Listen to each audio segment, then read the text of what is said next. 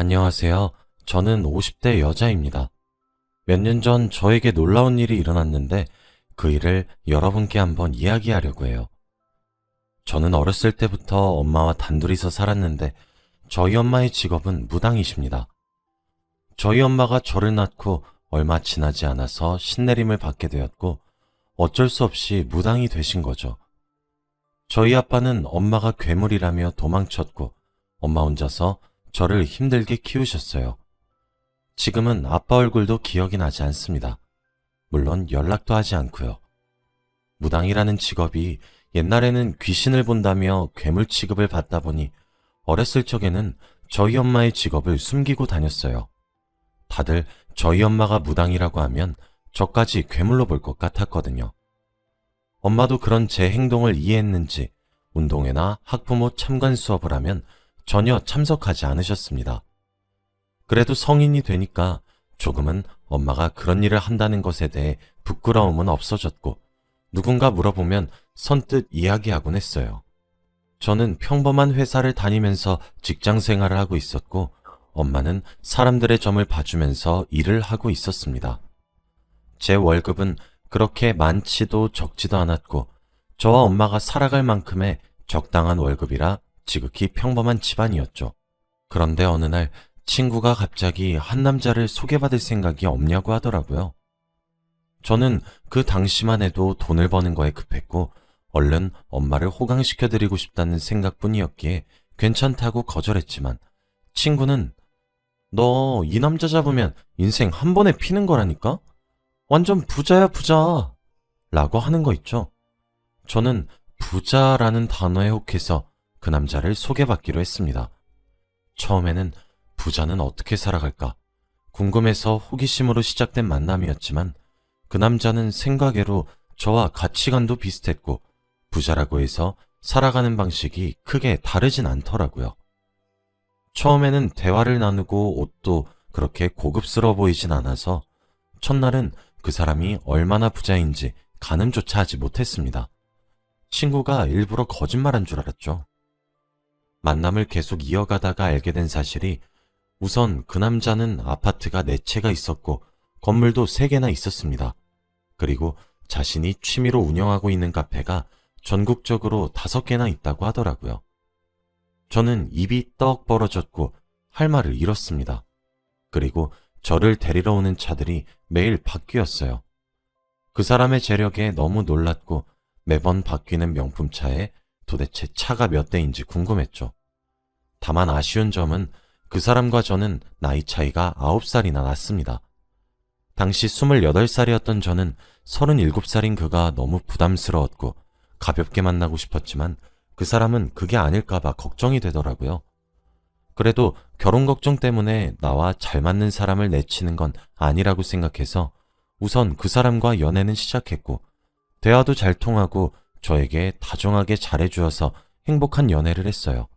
그런데 그 사람 집에 가게 되었는데 드레스룸에는 명품으로 가득 차 있더라고요. 저는 태어나서 한 번도 명품을 사본 적이 없는데 그 사람을 만나고 나서 명품백도 선물 받아보고 구두, 액세서리 등등 정말 많은 명품을 받았습니다. 저는 오랜만에 동창회도 나갔더니 친구들이 다들 제 남자친구의 이야기를 듣고는 부러워하더라고요. 동창회가 끝나고 집으로 돌아가려고 하는데 남자친구가 저를 데리러 왔습니다. 외제차를 끌고 멋진 슈트를 빼입고 왔는데 친구들이 하나같이 부러운 눈빛으로 쳐다보더라고요. 저도 여자다 보니 남들이 저를 부러워하니까 기분은 좋더군요. 저는 그때 이 남자와 결혼을 하게 되면 앞으로 돈 걱정 없이 살 수 있겠구나 싶었고 엄마도 호강시켜주겠다는 제 목표도 한순간에 이룰 수 있을 것 같았어요. 그래서 저는 그날부터 오빠에게 결혼해달라고 매달렸고 그도 찬성했습니다. 저희는 결혼을 하기로 약속하고 저희 엄마를 만나러 갔어요. 그런데 엄마는 오빠가 저희 집에 발을 딛자마자 물러서지 못해? 라고 하는 겁니다. 저는 너무 놀라서 엄마 왜 그래? 나랑 결혼할 사람이야 라고 했더니 엄마는 절대 결혼은 안 된다고 했어요. 너 이 남자랑 결혼하면 인생 다 말아먹는다. 우리 집안에 폐만 끼칠 사람이야. 연애까진 봐주겠지만 결혼하면 엄마 몰라! 라고 하더라고요. 저는 그때까지만 해도 저와 오빠의 나이 차이가 9살이나 나니까 제가 못 믿어서 그런 무서운 핑계까지 대며 제 결혼을 반대하는 줄 알았어요. 엄마, 말이 너무 심한 거 아니야? 솔직히 막말로 무당인 엄마를 가지고 있는 딸을 누가 만나주겠어. 오빠 같은 사람이 사위로 오면 감사합니다 하고 엎드려 절을 해도 모자랄 판에 우리 집안에 폐를 끼쳐? 당장 오빠한테 사과해. 뭐? 결혼은 절대 안 돼. 자네는 기가 안 좋아서 우리 딸 옆에서 물러섰거라. 라고 하면서 오빠를 쫓아냈어요. 저는 오빠에게 미안하다고 연신 사과를 했고 그때 오빠의 표정은 별로 좋지 않아 보였습니다. 엄마는 끝까지 오빠에게 소금까지 뿌려대면서 나가라고 다시는 우리 딸 옆에 얼씬도 하지 말라고 소리쳤어요. 저는 그런 엄마가 너무 미웠고 어릴 때부터 지금까지 나한테 피해만 끼치는 엄마가 차라리 없어졌으면 좋겠다는 나쁜 생각까지 했죠. 그래도 오빠는 저를 꼭 안아주면서 난 괜찮아. 어머니가 저렇게 반대하시면 어쩔 수 없지. 라고 하더라고요. 그런 오빠를 보니까 더 결혼에 대한 오기가 생겼고 저는 그냥 오빠에게 엄마 의견은 필요 없어. 결혼은 우리가 하지 엄마가 해? 결혼식장에는 엄마 대행 쓰면 돼. 요즘 다 그렇게 해. 라고 하면서 엄마의 반대를 무시하고 결혼을 하기로 했습니다. 다행히 오빠의 어머니는 저를 반갑게 맞이해주면서 딸같이 대우해주니 차라리 이런 평범한 엄마 밑에서 살았으면 얼마나 좋았을까라는 생각도 했어요. 오빠의 아버지는 어렸을 적 돌아가셨다고 했습니다. 아무튼 저는 해외에서 오빠와 성대하게 결혼식을 올렸고 당연히 엄마는 오시지 않았죠. 청첩장을 주려고 찾아갔지만 엄마는 너 작정했구나? 너 내 딸 맞니? 당장 이 집에서 나가! 라고 하며 저를 쫓아내시는 바람에 어쩔 수 없었어요. 그래도 아무리 반대하는 결혼을 한다고 해도 엄마의 극단적인 말에 너무 상처를 받았습니다. 그렇게 오빠와 결혼을 하고 한동안은 정말 부잣집 사모님처럼 명품 백에 명품 신발을 신고 매일같이 백화점에 갔어요. 당연히 다니던 직장은 그만두었고요. 그런데 한 2주 정도는 그렇게 살았는데 그 뒤부터 남편의 태도가 바뀌기 시작했습니다. 집에는 일주일에 한 번 올까 말까 싶었고 연락도 잘 안 돼서 어디서 뭐 하는지 전혀 몰랐죠. 처음에는 많이 바쁜가 보다 싶었지만 점점 시간이 지나도 저를 찾지 않는 남편을 보니까 결혼한 사이는 맞는 건지 의문이 들었고 대충 느낌이 오더라고요. 처음에는 여자가 생긴 줄 알았습니다. 그래서 남편 몰래 남편의 휴대폰을 몰래 열어보면서 여자들과 대화한 내용들을 다 훑어보았지만 전혀 연인 관계의 대화를 나눈 사람은 없더라고요. 남편 차의 블랙박스를 보아도 평범하게 카페 갔다가 골프 치러 갔다가 하는 그런 장면밖에 없었죠. 그래서 저는 남편의 다른 집에 분명 여자가 있을 것 같아서 남편의 남은 집을 다 가봤지만 텅텅 비어 있었고 아무도 거기서 살고 있지 않았습니다. 도대체 이 사람이 왜 집에 들어오지 않고 왜 이렇게 돌아다니는지 의문이 들었죠. 그런데 어느 날은 갑자기 집에 돌아왔는데 온 집안에 빨간 딱지로 가득한 겁니다. TV에서만 보던 채무자에게 붙여지는 빨간 딱지였어요. 냉장고나 TV뿐만 아니라 온 가구에 다 붙어 있어서 곧장 남편에게 전화라니 미안하다 라는 말뿐이더군요. 알고 보니 남편은 재력가가 아니라 채무자였던 것이었습니다. 그런데 남편은 돌아가신 아버지 때문이라고 둘러댔고 그때 저는 남편 말을 철석같이 믿었어요. 남편은 조금만 기다리면 금방 다 괜찮아질 거라고 저를 다독였고 당분간은 집에 못 들어온다고 했습니다. 그러더니 갑자기 저에게 2억만 빌려달라고 하더라고요. 오빠, 내가 지금 당장 2억이 어딨어. 결혼하고 직장도 다 그만뒀는데. 제발, 2억만 있으면 이 상황 다 끝낼 수 있어. 제발. 오빠는 가지고 있던 카페랑 건물 아파트를 다 팔아도 2억이나 부족하다면서 제발 부탁한다고 했어요. 남편의 간절함에 저는 어쩔 수 없이 지인들한테 사정사정해서 2억을 빌렸고 남편에게 빌려주었습니다. 그 뒤로 남편은 고맙다고 했고 금방 집으로 돌아오겠다고 했어요. 그런데 며칠이 지나도 집에 붙여져 있는 빨간 딱지는 떼어지지 않았고 남편은 제 전화를 받지 않았습니다. 그때 실감했죠. 남편에게 제대로 사기를 당했다는 것을요. 저는 너무 힘들어서 맨정신으로 살아갈 수 없는 지경까지 갔고 그래서 매일같이 술을 달고 살았습니다. 술을 먹으니까 엄마 생각이 굉장히 많이 나더라고요. 엄마가 그때 왜 그렇게 남편과의 결혼을 반대한 건지 이해가 갔습니다.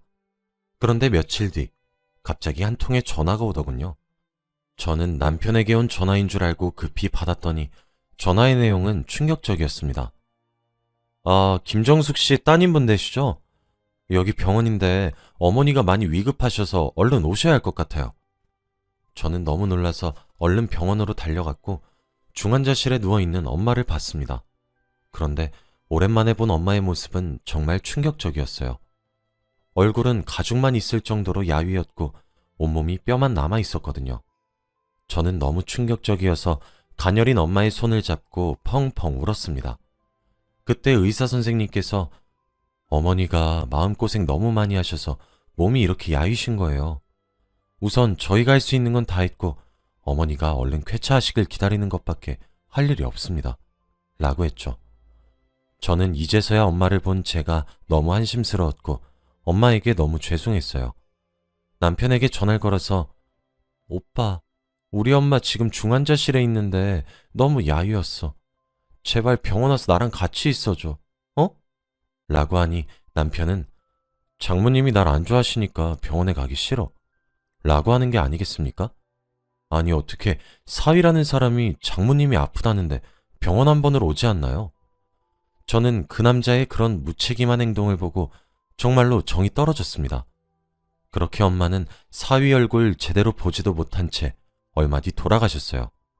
저는 장례식에는 그래도 남편이 와서 제 옆에 있어줄 줄 알았는데 장례식장에 발도 들이지 않았죠. 저는 그 사람에게 정말로 실망을 많이 했고 이혼을 하고 싶었더군요.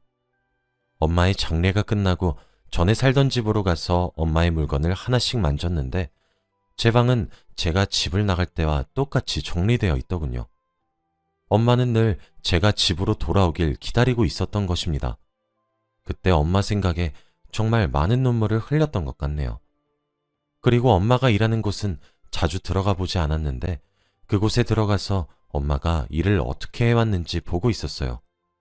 엄마의 손길을 느끼고 있을 때 서랍 속에서 편지 한 통을 발견했는데 봉투에 내 딸 서진이에게 라는 문구가 있었습니다. 엄마의 글씨체였고 저는 그 봉투를 열어서 안에 담긴 편지를 읽었는데 내용은 정말 충격적이었어요. 서진아, 엄마야. 지금 이 편지 읽고 있을 때쯤이면 엄마가 많이 야위어서 세상을 떠나고 우리 딸이 엄마 일했던 곳을 보러 방에 들어왔던 거겠지? 서진아, 엄마가 열심히 네 남편의 악행을 막기 위해서 노력했지만 내 기만 잔뜩 빼앗겼어. 그 사람은 도저히 막을 수 없겠더라. 엄마가 많이 여의었었지? 그것도 다 네 남편과 너를 위한 행동들이었어. 서진아, 네 탓은 절대 아니란 걸 명심해. 그리고 마지막으로 제발 그 사람에게서 도망쳐. 엄마 하나로도 족하니까 제발 그 사람과 관계를 끝내렴. 엄마가 최선을 다해서 너에게 아무 피해도 가지 않게 해놨긴 했지만 그 사람의 기가 워낙 세서 혹시 몰라. 그러니까 도망쳐라 서진아. 라고 하면서 편지는 끝이 났어요. 몇 달 만에 본 엄마가 야위였던 이유가 바로 저를 위해서 구슬하고 저를 지켜주는 대신에 하늘에 있는 신에게 자신의 목숨을 담보 삼았다고 편지에 쓰여져 있었습니다. 그리고 그때 생각났어요. 엄마가 결혼 전 오빠와 결혼을 하면 엄마가 죽는다고 했던 말이요. 엄마는 그때 오빠와 결혼하면 자신이 죽게 되는 미래를 본 것이었던 것이죠. 저는 엄마를 죽인 사람이 저라는 생각에 죄책감이 들었고 엄마의 말을 듣지 않은 것이 너무 죄송스러웠습니다. 그 자리에서 편지를 끌어안고 펑펑 울면서 엄마에게 사죄했어요. 엄마는 죽을 때까지 저를 생각해서 자신의 목숨까지 바쳐가며 저를 구하신 거였죠. 저는 엄마가 편지에 남긴 도망치라는 말을 실행하기 위해 남편과 이혼 절차를 밟으려고 했습니다. 그리고 집에 가니 웬일로 남편이 있더라고요. 그런데 남편의 손에는 엄마의 조의금이 들어있는 흰 봉투가 있었습니다. 오빠, 그거 들고 어디 가려고? 아니, 나는 너 힘들까봐 이거 내가 관리하려고 했지. 뭐?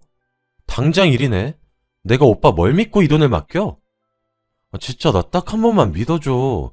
내가 관리하고 필요할 때마다 꼭 줄게. 어? 라고 하면서 집을 뛰쳐나가더군요. 저는 뛰어가는 남편을 따라가면서 얼른 내놓으라고 외쳤지만 남편의 뜀박질은 멈출 생각이 없었어요. 그렇게 남편은 도망쳤고 역시나 집에도 들어오지 않으면서 제 연락도 받지 않았습니다. 남편은 저희 엄마의 조의금까지 탐냈던 것이었죠. 저는 엄마가 돌아가시니까 이때까지의 모든 퍼즐이 맞추어지더라고요. 그때 저희 엄마를 처음 만나고 오빠가 왜 표정이 안 좋았는지 이해가 됐습니다. 남편은 채무자니까 집안에 폐만 끼친다는 말이 다 맞는 거였거든요. 남편도 그걸 알고 표정이 일그러졌나 봐요. 그리고 제가 사기 결혼을 당했다는 것도 느끼게 해주었습니다. 저는 남편에게 2억과 엄마의 조의금까지 뺏겼잖아요.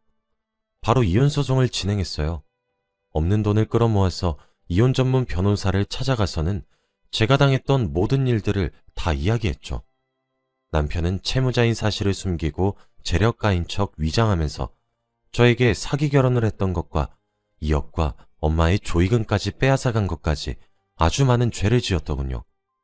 저는 우선 바로 남편에게 돈을 빼앗겼다며 경찰서에 신고를 했고 이혼소송도 진행했습니다. 그러니 제 연락은 한 번도 받지 않던 남편에게서 먼저 연락이 오더라고요. 그렇게 저희는 이혼을 하기로 했습니다. 그리고 또 하나 충격적인 사실을 알아냈어요. 바로 제가 남편의 첫 번째 아내가 아니었습니다. 이혼할 때 보니 제가 남편의 5번째 와이프였던 거 있죠? 혼인신고를 할 때는 제가 가지 않고 남편 혼자서 갔어서 알 수 없었는데 지금에서야 알게 되니까 너무 충격적이었습니다. 남편은 미안하다고 사과를 하면서 죽을 죄를 지었다고 하더라고요. 저는 그 사람을 정말 어떻게 해버리고 싶었고 그 사람의 멱살을 잡으면서 네가 우리 엄마 죽인 거야 라고 했어요. 그래도 그 사람은 계속해서 미안하다고만 할 뿐 변명도 하지 않았습니다. 그렇게 저는 그 사람과 이혼을 하고 다행히도 전에 다니던 회사에서 먼저 연락이 와서 지금까지도 그 회사에 다니고 있네요. 그 사람과 이혼을 하고 난 뒤부터 한 번도 본 적이 없습니다. 그런데 얼마 전 저와 전 남편을 소개시켜 주었던 친구에게 연락이 왔어요. 친구의 말에 의하면 제 전 남편은 앞으로 30억의 빚이 더 있을 거라고 하더라고요. 평생 돈만 갚다가 죽어야 하는 신세가 된 거죠. 그리고 돈이 갚아도 줄어들 생각을 안 하니까 사채까지 쓴 모양입니다. 다행히도 그 사람과 제 사이에 아이가 없어서 얼마나 다행인 줄 몰라요. 혹시 아나요? 남편이 죽고 나면 아이에게 빚이 양도될지 말이죠. 아무튼 제 파란만장한 결혼 이야기는 여기서 끝이에요. 더 이상 아무도 믿지 못하겠습니다. 그렇게 다정하고 모든 것이 완벽해 보이던 그 사람도 알고 보니 채무자였고 저를 속이면서 사기 결혼을 했던 것이니까요. 여러분도 돈에 속아서 함부로 결혼하지 마세요. 돈이 다가 아니라는 것을 이제서야 알았습니다. 곧 엄마의 기일이 다가오는데 항상 이맘때쯤이면 엄마가 꿈에 나와서 늘 저에게 딸, 네 탓 아니야. 엄마 괜찮아. 라는 말을 하고 사라지십니다. 아직까지도 엄마를 죽게 만든 것이 제 잘못 같아요. 늘 사죄하는 마음으로 살겠습니다. 제 이야기는 여기까지고 들어주셔서